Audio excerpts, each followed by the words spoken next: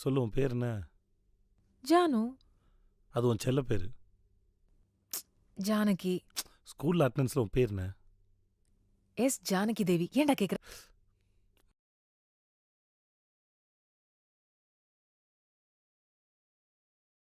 யாரப்பா நீங்க? நான் இங்கே சென்னை தான்.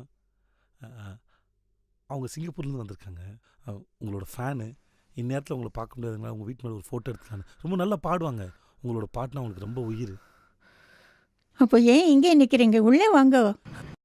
நீ ரொம்ப நல்லா பாடுவேன்னு கேள்விப்பட்டேன். சூப்பராக பாடுவாங்க. ஓ, ஸ்கூலில் பாடி ப்ரைஸ்லாம். ஆனால் உங்கள் பாட்டு மட்டும்தான் பாடுவாங்க. ஏன் பாட்டு மட்டுமா? ஆமாம். எனக்கு யமுனாவில் பாட்டு ரொம்ப பிடிக்கும். ஆனால் பாட சொன்னால் பாட மாட்டாங்க.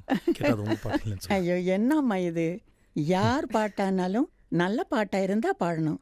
ஏன் பாட்டு மட்டும் பாடுறேன்னு வச்சக்கூடாதா? அப்புறம் ஸ்கூல்ல பெஸ்ட் ப்ரைஸ் எல்லாம் வாங்கினேன்னு சொல்றாங்க. அப்போ உன் பாட்டு நான் கேட்கக்கூடாதா? ஒரு பாட்டு பாடினா நானும் கேட்குறேன்னு.